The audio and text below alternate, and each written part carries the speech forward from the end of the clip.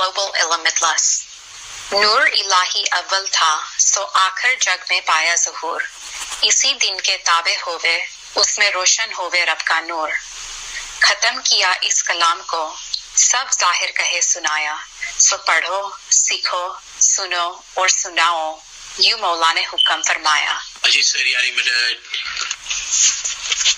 یاری مدد. سر آپ کا آواز تھوڑا لاؤڈ کرنا پڑے گا. جی اب صحیح ہے.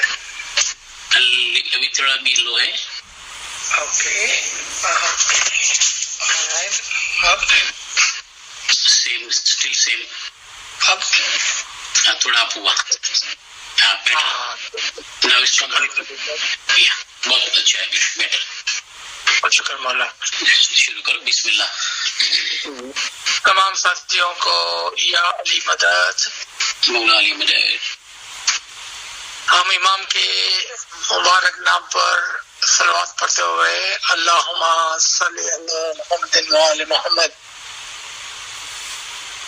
مولا سے مدد طلب کرتے ہیں. یا مولا مہربان ہماری ان کاوشوں میں ہماری مدد فرمائے. اپنے نور سے اپنی رحمت سے اپنی نوازش سے ہماری مدد فرمائے تاکہ ہم آپ کے فرامین کو پڑھتے ہوئے سمجھتے ہوئے اس پر عمل کر سکے. آمین یا رب العالمین. بسم اللہ الرحمن الرحیم. کلام امام مبین فرمان نمبر 20. حضرت امام آقا سلطان محمد شاہ صلوات اللہ علیہ نے فرمایا تم سب جماعت پر لازم ہے کہ عبادت بندگی کرو. خداوند تعالیٰ نے جو خلقت پیدا کی ہے وہ عبادت بندگی کرنے کے لیے ہے، صرف کھا کر سوئے رہنے کے لیے نہیں کہ کھا کر سو رہے. اس کے بعد امام نے فرمایا تم اپنے لیے پرکھ نہیں مانگو کیونکہ پرکھ بہت مشکل ہے. پہلے ہم ان دو لائنوں کو سمجھنے کی کوشش کرتے ہیں کہ جہاں پر مولا نے عبادت بندگی اور ہماری پیدائش یعنی کہ دنیا میں انسانیت اور خلقت کا جو مقصد تھا وہ خدا کی عبادت بندگی تھا. تو ایک سوال یہاں پر سامنے آتا ہے کہ کیا فرشتے جو دن رات خدا کی عبادت کرتے ہیں وہ کافی نہیں تھا کہ خدا نے خلقت پیدا کی، انسان کو بنایا اور پھر ہم پر عبادت بندگی لازم کی؟ اس کی کیا وجہ تھی؟ یہ ایک بہت خوبصورت سوال ہے اور اس کی سمجھ سے ہمیں ایک طرح کی شادمانی انشاءاللہ نصیب ہوتی ہے، اور وہ یہ ہے کہ فرشتے جب عبادت بندگی 24 گھنٹے سارا دن کرتے ہیں تو وہ ان کی فری ول سے نہیں، یعنی کہ ان کے پر وہ فرض نہیں ہے اور نہ ہی ان کے پاس کوئی ایسی چوائس ہے، ایسی فری ول ہے کہ وہ کرے یا نہ کرے. کیونکہ خداوند تعالیٰ نے جو فری ول ہماری مرضی جس کو ہم کہتے ہیں وہ مرضی صرف انسان کو دی ہے، نہ تو جانور کو اور نہ ہی فرشتوں کو. جانور بھی سارا دن سر جھکائے خدا کی راہ میں وہ کرتے ہیں جس کے لیے ان کو پیدا کیا. فرشتے بھی سارا دن سر جھکائے عبادت بندگی کرتے ہیں اور وہ کرتے ہیں جس کے لیے ان کو پیدا کیا. لیکن درمیان میں صرف انسان ایک ایسی خدا کی شاندار خلقت ہے کہ جو اپنی فری ول سے، اپنی مرضی سے چاہے تو جانور کی طرح اور چاہے تو فرشتوں کی طرح ہو جائے۔ اب اس کے ساتھ ہمیں یہ بات سمجھ میں آنے لگی کہ خداوند تعالیٰ کی یہ خواہش تھی کہ میں ایک ایسی خلقت بناؤں کہ جو اپنی خوشی سے، اپنی چاہت سے، اپنی مرضی سے اور محبت کے ساتھ اور محبت کے اوپر اپنی علم اور معرفت کے ساتھ خدا کو، امام کو پہچانتے ہوئے اس کی اطاعت و عبادت، اطاعت فرمان برداری کے سینس میں ہے،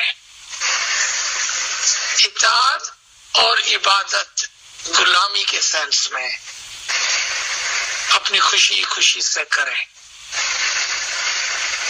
اب اس کے بعد یہ لائن ہمارے لیے آسان ہو گئی، کیونکہ میں آپ کو تقریباً یہ بات کہہ سکتا ہوں کہ اکثر لوگ اس لائن کا مطلب کہ تم اپنے پر پرکھ نہ مانگو کیونکہ پرکھ بہت مشکل ہے کا مطلب نہیں سمجھ پاتے،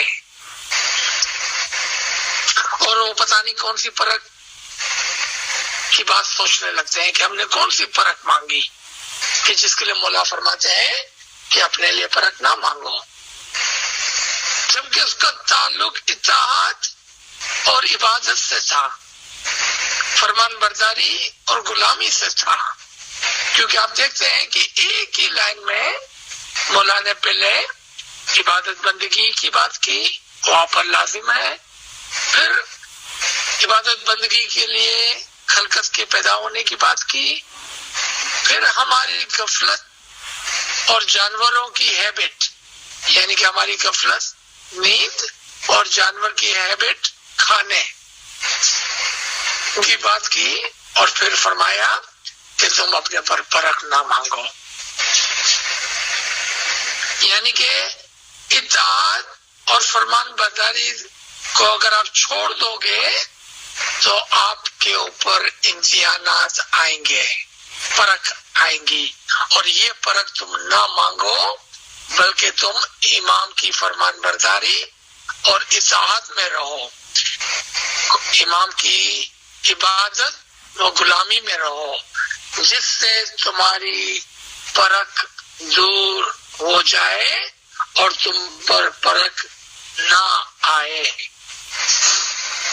اب اگر ہم یہ بات سمجھ گئے تو ہمارے لیے آگے کا جو ایک پیراگراف ہے وہ آسان ہو جائے گا انشاءاللہ۔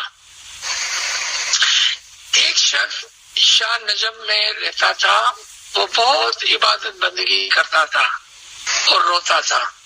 دیکھیں یہ اب جو لائن آ رہی ہے وہ اس پرکھ کے لیے ہے جو اس نے ظاہری طور پر مانگی اور نا فرمان برداری کرتے ہوئے کھو دی اور تکلیف میں آ گیا۔ ایک شخص شاہ نجف میں رہتا تھا، وہ بہت عبادت بندگی کرتا تھا اور روتا تھا اور روز کہتا تھا کہ یا علی مجھے ایسے مواقع عنایت کرنا کہ میں جنگ و جہاد کروں، یعنی لڑائی کر کے دین کے دشمنوں کو ماروں اور اپنا سر دوں۔ اس طرح 40 سال عبادت بندگی کرتے وقت ہمیشہ روتے روتے عرض وہ گزاری کرتا تھا۔ ایک مرتبہ مولا مرتضی علی نے ایک شخص کو بھیج کر اس شخص کو کہلوایا کہ مولا مرتضی علی تمہیں جنگ کے لیے بلاتے ہیں۔ وہ شخص اس آدمی کے ساتھ مولا علی کے حضور میں گیا، تب اس نے عرض کی مجھے مولا کا دیدار کرنا ہے۔ مولا علی نے کہلوایا دیدار تو کل ہوگا، آج رات وہ یہی رہے۔ اس کے بعد مولا مرتضی علی نے اس شخص کے لیے ایک خوبصورت کنیز اس کی خدمت میں بھیجی، یعنی وہ کنیز اس کو دے دی۔ اس نے کنیز کو اپنے گھر میں بیوی کی طرح رکھا۔ اس کے بعد ان کے رہنے کے لیے ایک بنگلہ عنایت کیا، کھانے کے لیے ایک تھال نعمت کا بھیجا۔ اس طرح دونوں نے مل کر بیٹھ کر کھایا اور باتیں کرتے رہے۔ اتنی دیر میں جنگ کا نکارا بجا۔ تب مولا علی کے آدمی نے آ کر اس شخص کو کہا، اے شخص اٹھ، جلدی کر، یہ وقت جنگ جہاد کا ہے۔ ایک شخص نے کہا، مولا علی کو معلوم ہے کہ میرے پاس ہتھیار نہیں، گھوڑا نہیں، تو میں جنگ کس طرح لڑوں گا؟ اس شخص نے مولا علی کے پاس اس کے متعلق بتایا۔ تب مولا مرتضی علی نے اپنے آدمی کے ہاتھ ہتھیار اور گھوڑا اور اس آدمی کے لیے بھیجا۔ وہ آدمی ہتھیار اور گھوڑا اس شخص سے بات لے کر گیا اور کہا، اٹھ، مولا علی تمہارے لیے ہتھیار اور گھوڑا بھیجا ہے، اس لیے جنگ کے لیے تیار ہو جاؤ۔ اس شخص نے جواب دیا، مولا علی کا کہنا کہ آج آپ کریں، میں کل جنگ کروں گا۔ یہاں پر ہم پلیز بات کو سمجھ لیں۔ دیکھا آپ نے کہ جو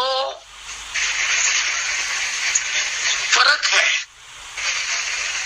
وہ عبادت بندگی میں نہیں، کیونکہ وہ تو ہم کرتے ہیں، نا فرمان برداری میں ہے۔ جتنی فرمان برداری ہو سکے، بولے بغیر، مانگے بغیر اپنی قربانی دیتے رہو، امام کی فرمان برداری کرتے رہو، جتنی عبادت کر سکتے تھے کرتے رہو، اور اس کے اندر بولنے کی ضرورت نہیں،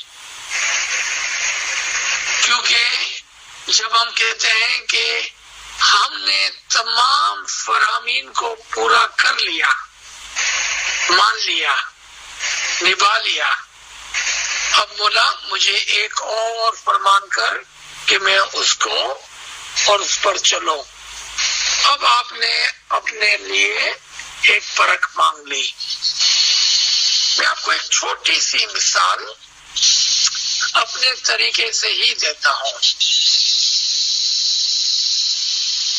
جب مولا کی مہربانی سے ہماری جماعت جو انڈو پاک میں رہتی تھی، تقریباً آج سے 120 سال قبل، کھوجا اٹھاوے بوجھا کے عمل پر ہم تمام خیرود تھے، اور ہم بہت ہی مشکلات کے اندر، غربت کے اندر، روٹی کے بغیر اس مقام پر رہتے تھے۔ مولا نے کرم بخشش فرمائی، ہماری دوربرمی کی اور ہمیں افریقہ کی طرف بھیجا، اور افریقہ سے کچھ کو لندن وغیرہ، یورپ وغیرہ کی طرف بھیج دیا، اور وہاں پر ہم ایک اچھی زندگی گزارنے لگے۔ تب جماعت کے کچھ لیڈرز آ کر امام سے عرض کرنے لگے، یا مولا تو نے ہم کو بہت دیا ہے، شاید یہ بات آپ کے لیے نئی بات ہو، شاید آپ نے اس بات کو پہلے نہ سنا ہو۔ کہنے لگے، یا مولا آپ نے ہمیں بہت کچھ دیا ہے، ہم کچھ اس کے اندر سے آپ کے لیے اور جماعت کے لیے لوٹانا چاہتے ہیں۔ ہم کیا کریں کہ آپ کے احسانات کا بدلہ چکائیں؟ یہ کام بہت ہی مشکل تھا کہ ہم امام کے احسانات کا کوئی بدلہ چکا سکے، یہ ممکنات میں سے نہیں ہے۔ مولا نے کہا کہ آپ میرے لیے نہیں جماعت کے لیے کچھ کام کریں. جس طرح سے آپ سکھی ہو گئے ہیں اس طرح سے جماعت کو سکھی کرنے کے لیے کوئی پروگرام بنائے، اور یہ پیسے جو آپ مجھے آفر کرتے ہو، مہمانی کرتے ہو، اس کو ان کی فلاح بہبودی کے لیے استعمال کرو. آپ سمجھ رہے ہیں میری بات کو کہ جو پیسہ آپ مجھے دینے والے ہو اس کو جماعت کی فلاح بہبودی کے لیے استعمال کرو.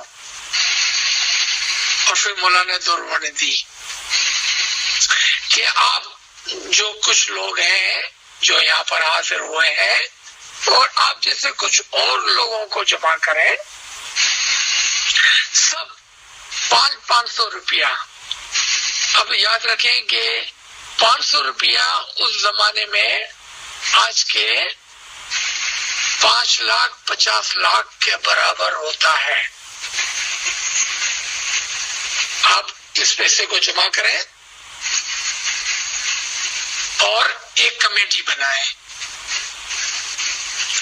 اور اس کمیٹی کے اندر آپ ہر ایک تن من اور دھن، یعنی کہ پیسے کے ساتھ بھی، وقت کے ساتھ بھی، اور اپنی عقل کے ساتھ بھی، اپنے زور کے ساتھ بھی 5 سال کی خدمت دیں. اور ان 5 سالوں میں آپ گول بنائیں کہ ہم کتنی جماعت کو مدد کر سکتے ہیں ان پیسوں سے جو آپ اس کمیٹی کے اندر جمع کریں گے.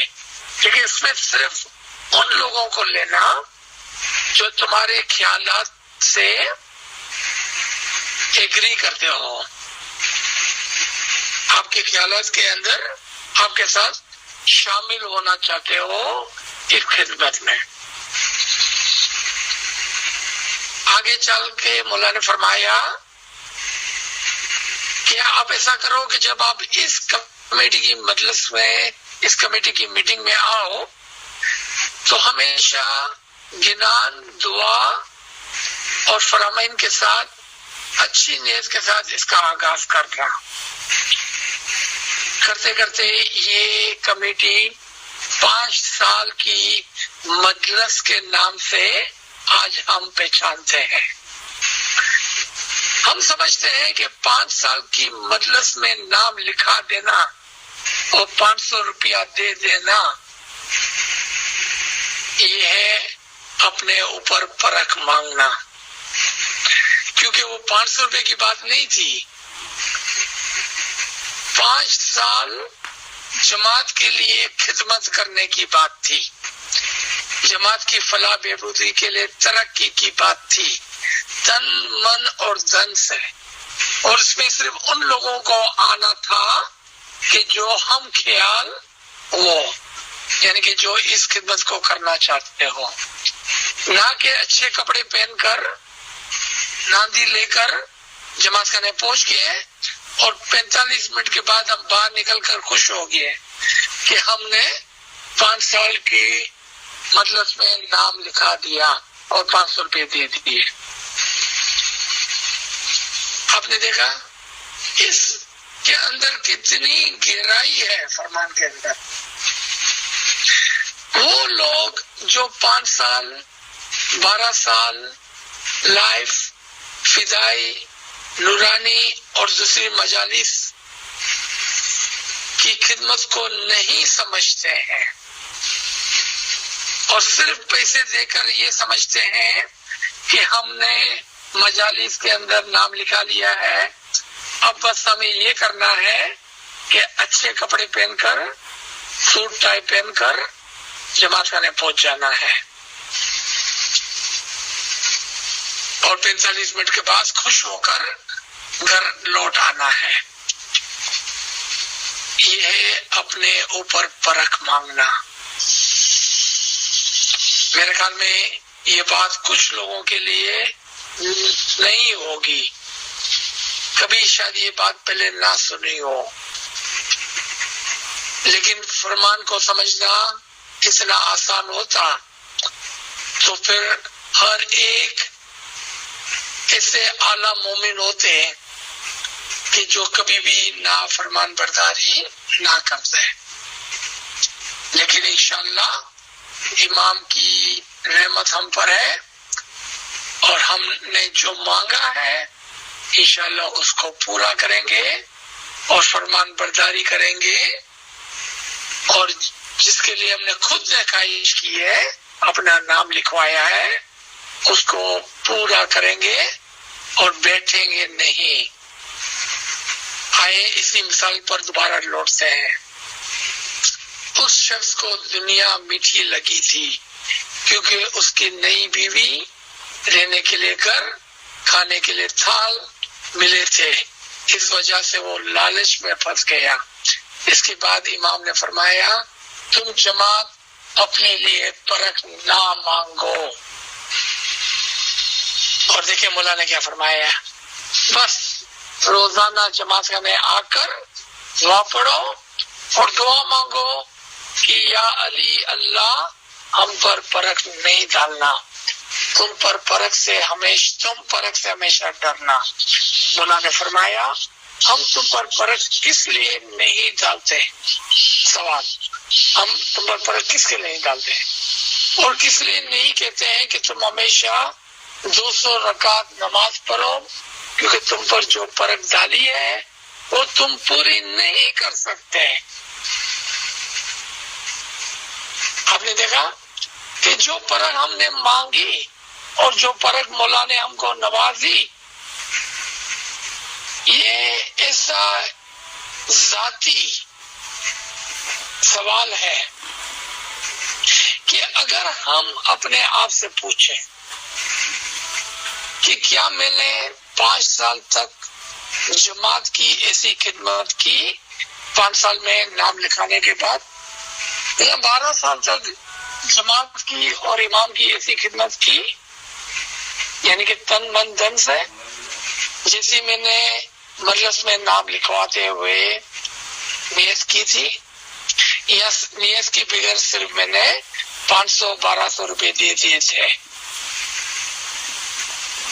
مولا فرماتے کہ جو پرکھ ہم نے تم پر ڈالی ہے وہ تم پوری نہیں کر سکتے. کہ 10 روپے میں سے 1 روپیہ دو، خود کو مال و دولت کی پرواہ نہیں، لیکن ایک پرکھ ڈالی ہے وہ تم نہیں دے سکتے، تو پھر دوسری کون سی پرکھ ڈالیں؟ ہم یہ نہیں فرماتے ہیں کہ تم دنیا کی سب مایا دولت چھوڑ دو، تم کھاؤ، خرچ کرو، استعمال کرو، جمع کرو، لیکن مولا کا حق ادا کرو، عبادت بندگی کرو اور خدا کو، امام کو پہچانو. مولا نے فرمایا میں خدا کو نہ دیکھو تو عبادت بھی نہیں کرو. جو اپنی آنکھوں سے خدا کو نہ دیکھے تو اس کی آنکھیں اندھی ہے. کیونکہ مولا نے فرمایا کہ تم عبادت بندگی کرو خدا کو پہچانتے ہوئے. خدا کو آپ نہیں پہچان سکتے ہیں علم اور معرفت کے بغیر، اور جب تک علم اور معرفت نہیں ہے آپ عبادت نہیں کر سکتے ہو. آپ عبادت نہیں کر سکتے ہو جب تک فرمان برداری نہیں کر سکتے ہو.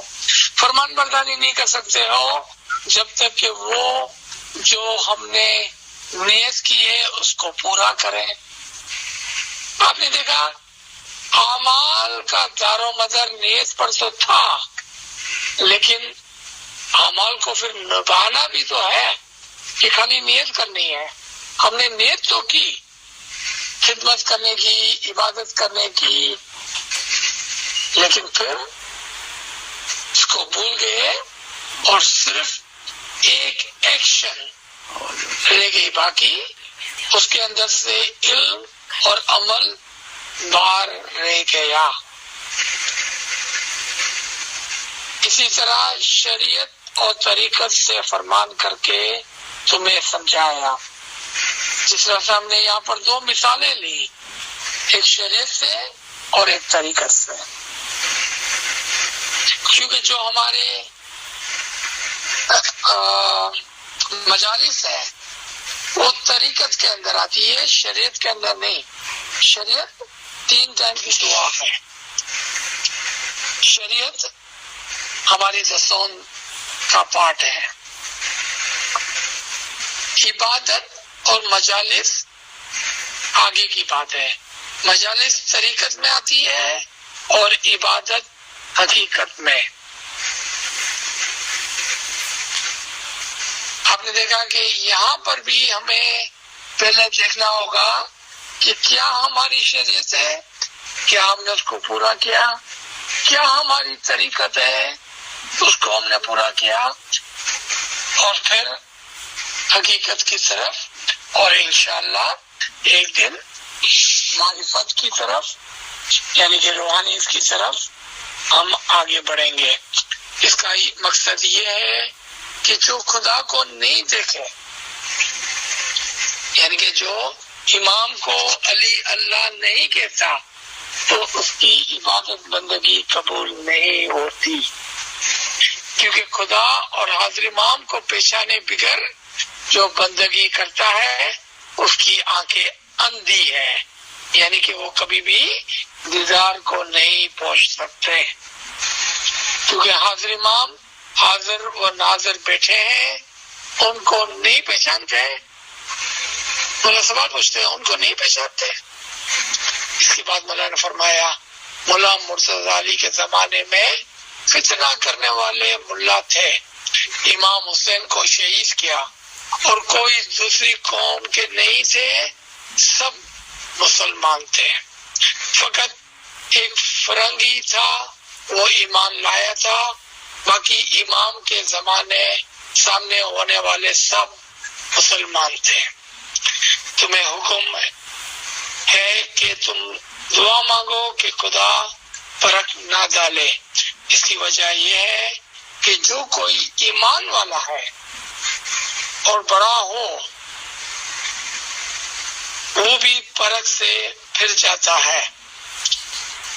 تمہارا یہ دین سچا ہے۔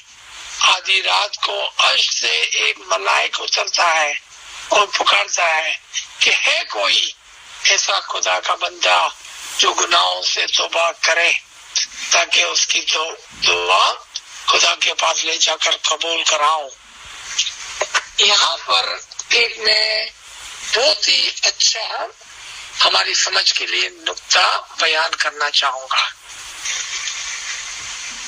دوبارہ سے میں یہ عرض کروں گا کہ فرمان کو سمجھنا بہت مشکل ہے۔ کیا خداوند تعالیٰ اور اس کے فرشتے رات کو ہی کام کرتے ہیں؟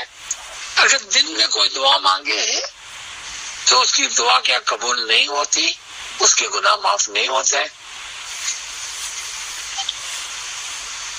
لیکن یہاں کہا گیا کہ آدھی رات کو ملائک اترتے ہیں اور پکارتے ہیں کہ کوئی ہے جو گناہوں سے توبہ کرے تاکہ اس کی دعا میں خدا کے پاس لے جاؤں۔ یہاں پر جو الفاظ توبہ کا آیا ہے،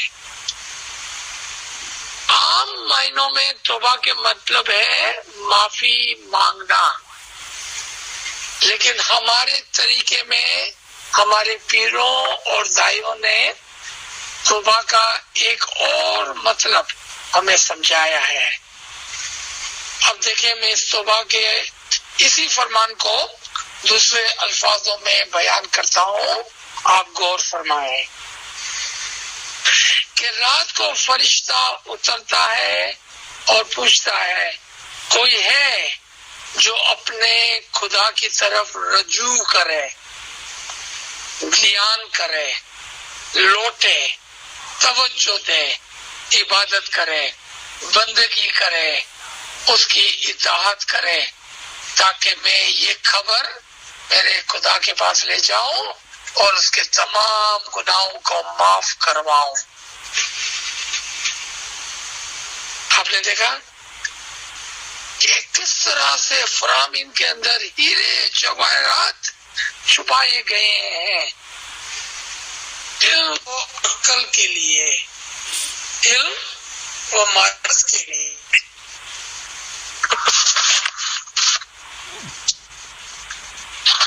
آگے چلتے ہیں۔ وہ دلوں میں اس طرح روزانہ آدھی رات کو ایک فرشتہ پکارا کرتا ہے۔ اس کے بعد امام نے فرمایا،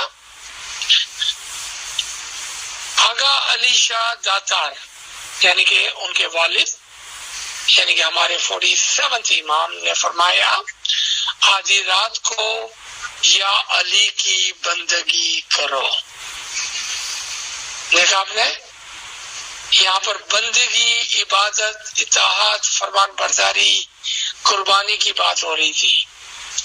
اس میں جو ثواب ہوگا وہ تمہارا ہے، جو پاپ یعنی کہ گناہ ہوگے وہ ہمارے اوپر ہے۔ مرتضی علی تمہارا ایمان سلامت رکھے، آمین۔ جس طرح گنان میں کہا گیا ہے اس کے مطابق چلو۔ تمہیں عربی نہیں آتی تو کیا ہوا؟ جن کو عربی آتی ہے کیا وہ بیچ میں جائیں گے؟ مولا سوال پوچھتے ہیں۔ اور جن کو عربی نہیں آتی ہے تو کیا وہ جہنم میں جائیں گے؟ مولا سوال پوچھتے ہیں۔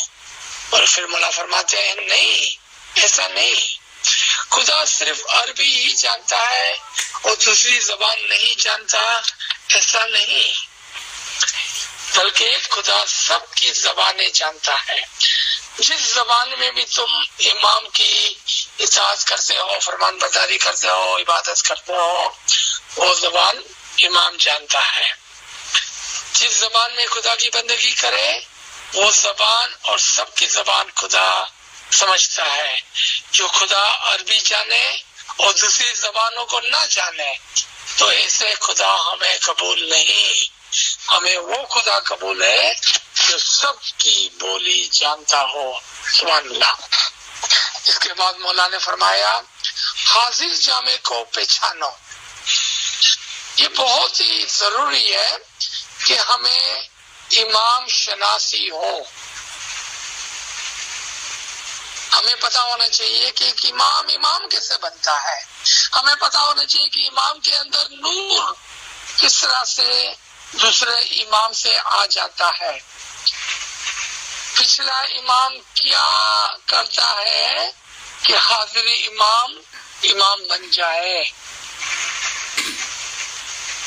کیا ہم نے کبھی اس بارے میں سوچا؟ امام شناسی کے بغیر کوئی عبادت قبول نہیں ہوتی۔ مولا نے فرمایا، حاضر جمعے کو پہچانو، بندگی عبادت کرو، دین پر چلو، دین کا راستہ ہم سے پوچھو اور دین کے سچے راستے پر چلو۔ ہم سے پوچھو تو تمہیں دین کا راستہ دکھائیں۔ اگر ہمارے پاس نہیں آؤ گے اور ہم سے نہیں پوچھو گے تو اس کی ذمہ داری ہم پر نہیں۔ اب واپس سوال پیدا ہوا، ہمارا رابطہ ڈائریکٹ ایگلومون سے نہیں، نہ ہی ہمارا رابطہ امام سے ہے۔ ہم کس طرح سے امام کو پوچھیں دین کے بارے میں؟ دین کے بارے میں کوئی سوال ہو، جس طرح سے ابھی سوال ہوا کہ ایک امام کیسے بنتا ہے، ہم کیسے پوچھیں امام کو یہ سوال؟ کس طرح سے نور پچھلے امام سے حاضر امام میں آ گیا؟ کب اور کس طرح پوچھیں گے ہم یہ سوال؟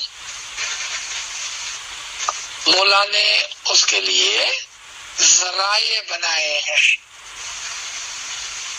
یعنی کہ جو علم کے اندر پختہ ہو آپ اس کو پوچھیں۔ ایک مقام پر مولا علی نے ناراض ہو کے فرمایا، پوچھو مجھ کو اس سے پہلے کہ تم مجھ کو کھو دو، پوچھو۔ سوالات ہماری مذہب کے اندر الاؤ ہے، اجازت ہے سوالات پوچھنے کی، جبکہ دوسرے مذاہب کے اندر سوالات کا امکان نہیں، نہ ہی اس کی کوئی اجازت ہے۔ مگر ہمارے طریقے میں سوالات کو انکریج کیا جاتا ہے. مولا علی نے دعوت دی کہ پوچھو، مجھ سے پوچھو اس سے پہلے کہ تم مجھے کھو دو.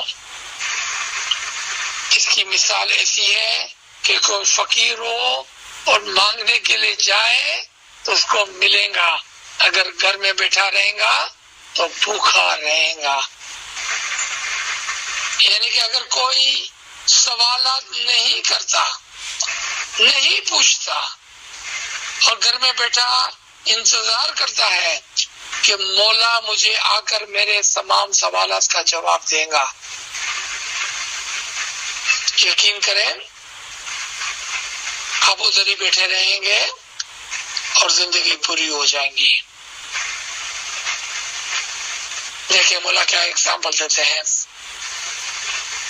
اگر وہ مانگنے نہیں جائے گا تو اس میں دوسروں کا کیا قصور؟ جو مانگنے کے لیے نہ جائے اس کو نہیں ملے گا. جو سوال نہیں پوچھتا اس میں دوسروں کا کیا قصور؟ جو سوال پوچھے گا اسی کو جواب ملے گا. دین کے راستے کے متعلق ہم سے نہیں پوچھو گے تو راستہ بھول جاؤ گے. اس کی ذمہ داری ہم پر نہیں. تم گھر میں بیٹھے رہو گے اور ہم سے نہیں پوچھو گے تو ہم پر کچھ نہیں مولا فرماتے ہیں.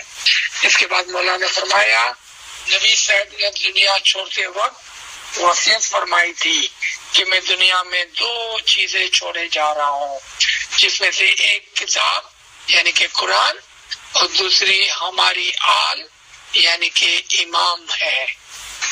مولا نے فرمایا مرتضی علی وہ کتاب لے کر مسجد میں گئے اور سب لوگوں کو فرمایا یہ کتاب مجھے رسول نے دی ہے اور میں تمہارے پاس لے کر آیا ہوں، اور تمہارے پاس لے آنے کے لیے نصیحت فرمائی ہے، اس لیے تم اسے لے لو. تب ان لوگوں نے کہا ہمارے پاس حضرت عثمان کی کتاب ہے، وہ کافی ہے، ہمیں آپ کی کتاب کی ضرورت نہیں. یہاں پر میں ایک بات کے اوپر توجہ دلانا چاہتا ہوں کہ حضور صلی اللہ علیہ وسلم کے زمانے میں حضور نے کافی اصحابوں کو قرآن لکھنے یعنی کہ جو وحی نازل ہوتی تھی اس کو لکھنے کے لیے فرمایا تھا، اور تمام نے ایک ہی بات لکھی تھی. ایسا نہیں تھا کہ کسی نے اے لکھا، کسی نے بی لکھا، کسی نے سی لکھا، کسی نے الف لکھا، کسی نے با لکھا، کسی نے پا لکھا. ایسا نہیں تھا. یہاں پر یہ بات ہو رہی تھی کہ مولا علی نے فرمایا کہ میرے پاس جو قرآن ہے وہ تعویل اور نور کے ساتھ ہے، تم اس کو لے لو. انہوں نے کہا نہیں، ہمارے پاس جو قرآن صامت ہے، خاموش قرآن ہے، وہ ہمارے لیے کافی ہے. ہمیں تمہاری ہدایت کی، نصیحت کی اور تعویلات یعنی کہ دوڑنے کی ضرورت نہیں.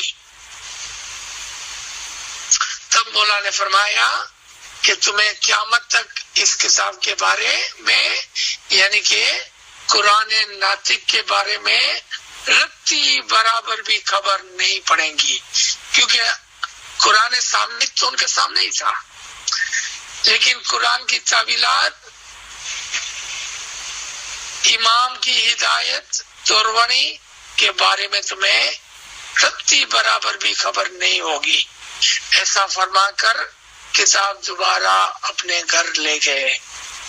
وہ کتاب پارہ 10 ہے، اس کے متعلق پیر صدرالدین نے تمہیں گدانوں میں سمجھایا ہے، اس کے مطابق چلو. کھانا ودان منجوری دسمبر 31 1893. اللہم صلی علی محمد و آل محمد. یہاں پر ہم اس کو روکتے ہیں. تھینک یو مکی صاحب. تمام ساتھیوں کو یا علی مدد یا علی مدد. مولا علی مدد. شکر مولانا. Thank you Aziz sir. we'll see you next Friday 11:30. اپنے ہفتہ فرائیڈے نہ ملیشو 11:30 یا علی مدد. یا علی مدد یا علی مدد.